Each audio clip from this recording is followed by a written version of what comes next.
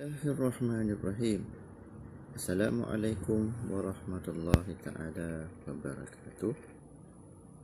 Terima kasih kerana masih lagi berada di dalam channel Panduan Hidupku.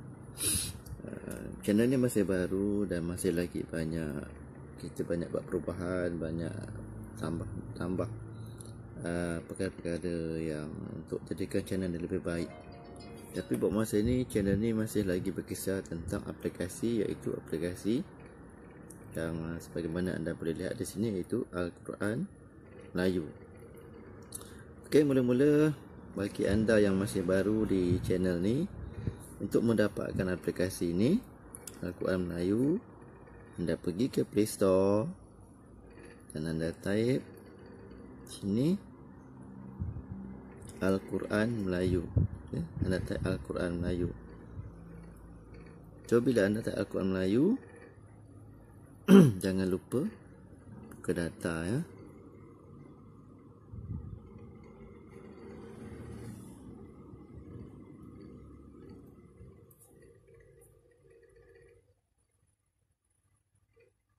Jadi bila kita type Al-Quran Melayu, nampak ada aplikasi Al-Quran Melayu. Jadi di telefon ni saya dah install. Jadi saya just open aplikasi ni untuk kita teruskan apa yang ada di dalam aplikasi-aplikasi ini, iaitu baca Quran, terakhir baca, carian, waktu solat dan juga tetapan.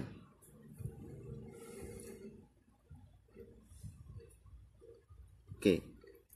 Dalam video yang sebelum ni saya dah terangkan tentang apa yang ada di dalam baca Al-Quran, iaitu ada surah, ada juz, ada bookmark.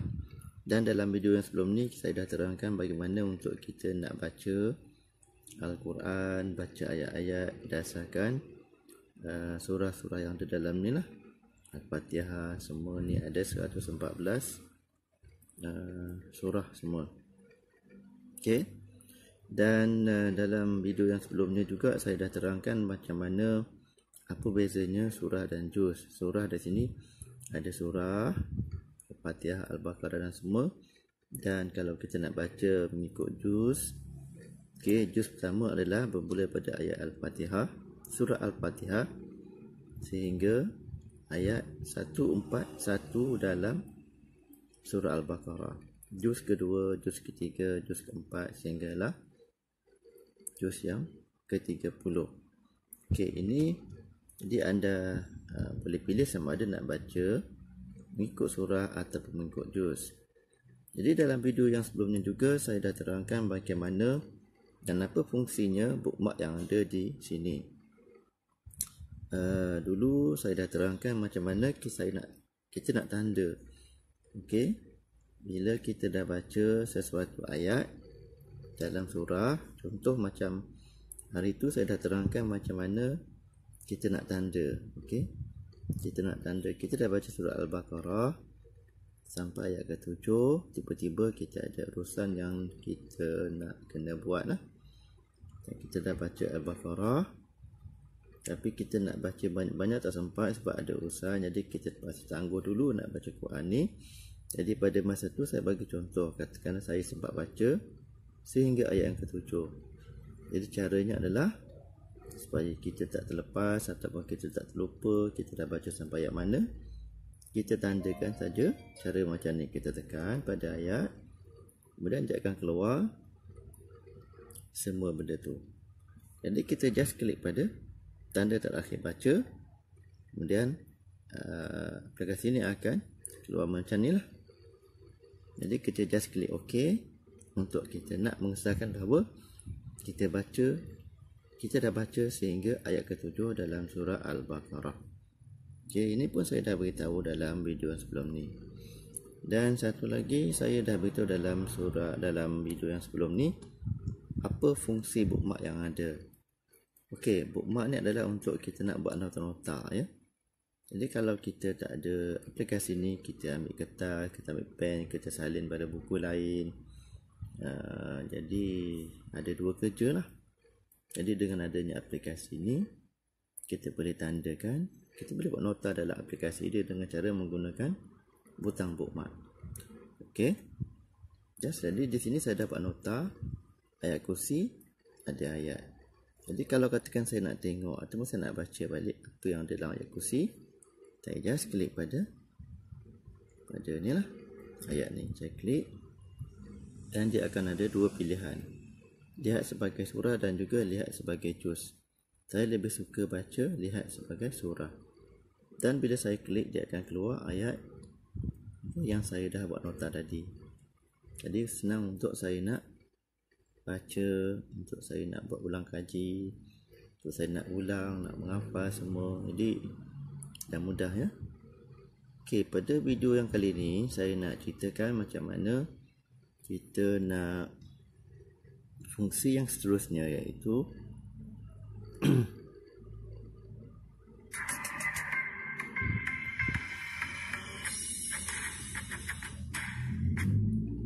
fungsi yang seterusnya iaitu carian.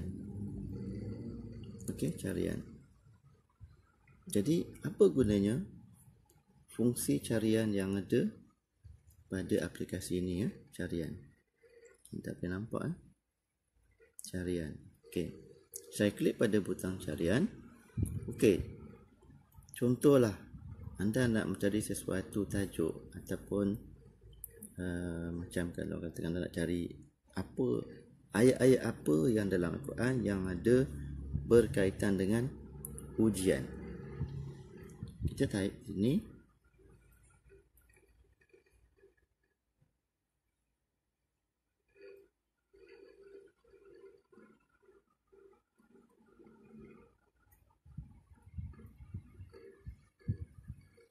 Ujian. Jadi katakan saya nak cari apa ayat-ayat yang berkaitan dengan perkataan ujian yang ada dalam Al-Quran. Jadi kita dah type, tengok kita dah type ujian. So kita just klik pada ni. Jadi ini adalah ayat-ayat Al-Quran yang ada. Surah Al-Baqarah ayat 143, apa yang dikatakan ujian dalam Al-Quran. Ayat 214.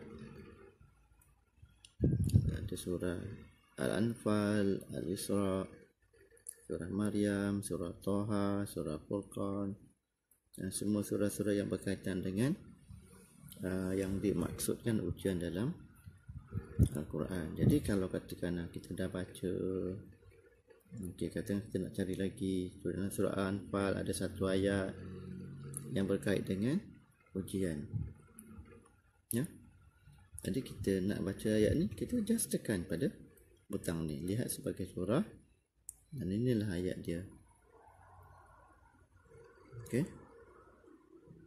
Dan ketahuilah bahawa harta benda kamu dan anak-anak kamu itu adalah menjadi ujian, dan sesungguhnya di sisi Allah dualah pahala yang besar. Okey, katakanlah kita nak baca lagi ayat yang berkaitan dengan tajuk ataupun keyword yang kita cari itu ujian. So kita just klik back. Okey, tadi masih lagi dalam tajuk ujian. So just scroll up. Okey, dalam surah, katakan dalam surah Toha ada satu ayat. Okey, so kita klik pada sini. Kita akan lihat sebagai surah, dan inilah ayat dia, surah 85, ayat 85 dalam surah ke-20. Ini dah kita boleh baca dalam bahasa Arab. Ini ada disediakan tulisan Rumi. Qala fa inna qad fatanna qaumaka min ba'dika wa dhallahumus samiri. Okey, ada makna sekali situ. Jadi kita boleh baca untuk kita nak faham. So kalau kita tak faham, kita boleh ulang banyak kali lah, mudah. Okey, so saya bagi lagi contoh. Okey, jadi ini adalah keyword dengan keyword ujian. So ini ayat-ayat yang berkaitan dalam Al-Quran. So katakanlah kita nak cari keyword lain. So apa keywordnya? So katakanlah kita nak cari apa yang dikatakan sebagai amanah dalam Al-Quran. So kita type di sini perkataan amanah.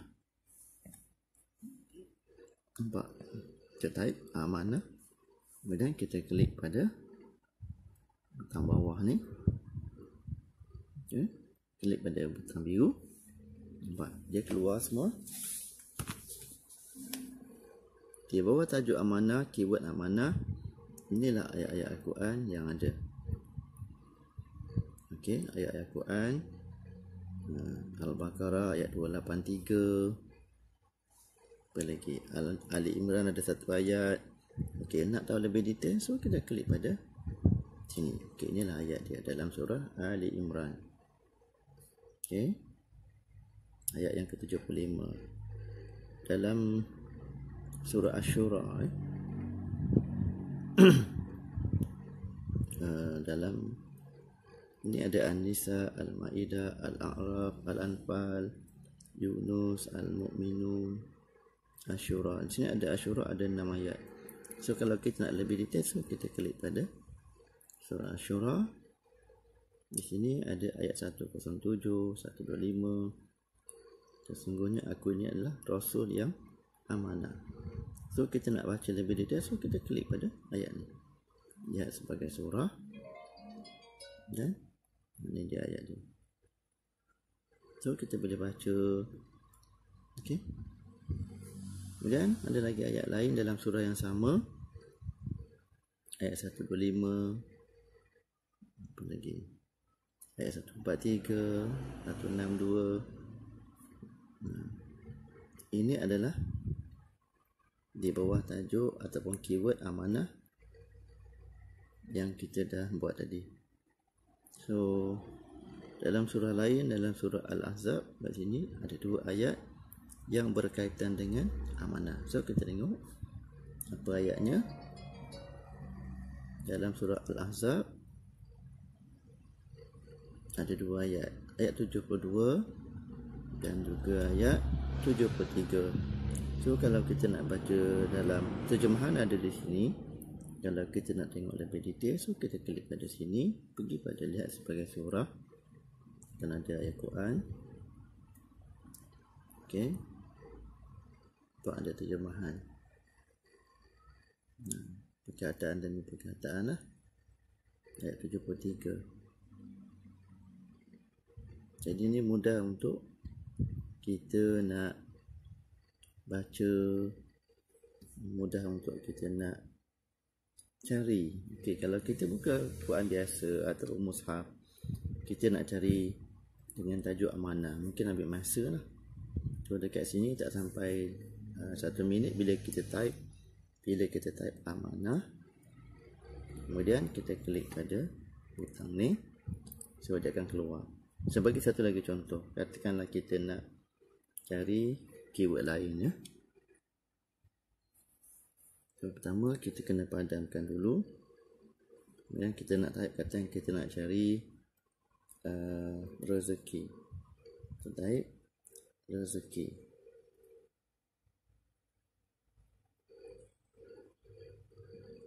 Okay.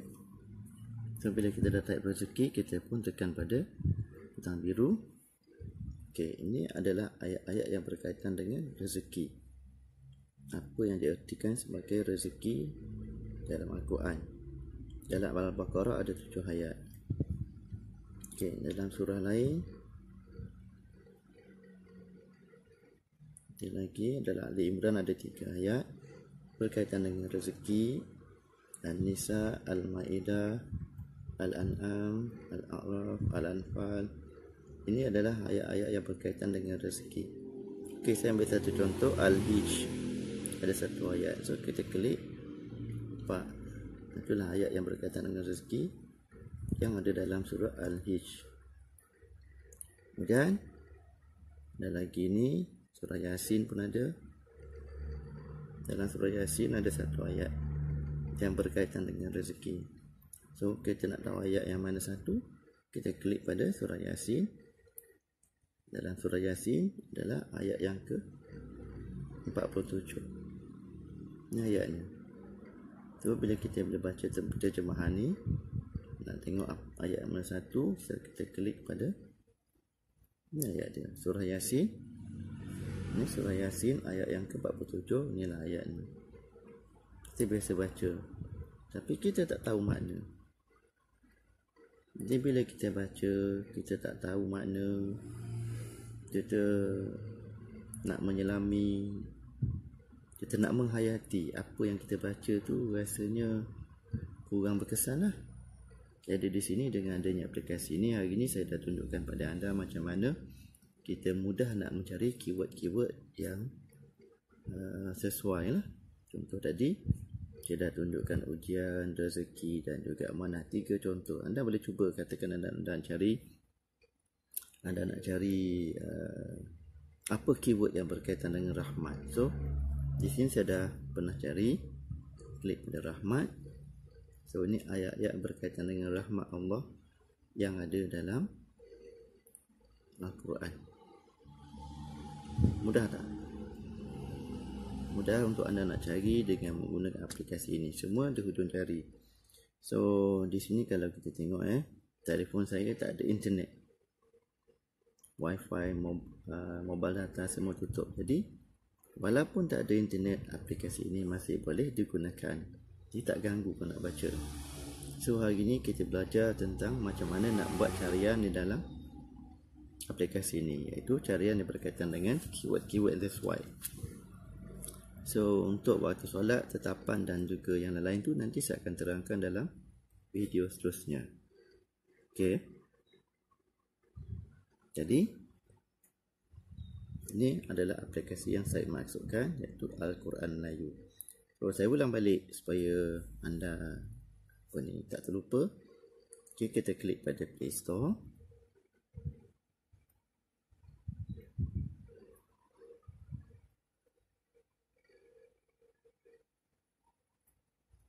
So katakanlah anda nak cari aplikasi ini So anda pergi pada Play Store.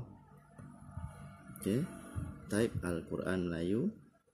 Jadi anda akan jumpa lambang ni, Al-Quran Melayu ni, dan install aplikasi ni. Guna di mana saja anda boleh baca, anda boleh baca bila-bila masa, di mana saja. Jadi bila kita boleh baca bila-bila masa, di mana saja, sambil tunggu bas, dekat taman bunga, dekat ruang tamu, dekat rumah kawan. Jadi tak ada alasan untuk kita tak nak baca Quran lagi. Okay, video kali ini hanyalah sampai setakat ini. Nanti kita akan sambung dengan ciri-ciri yang seterusnya dalam video yang seterusnya. Terima kasih kerana masih kekal bersama kami.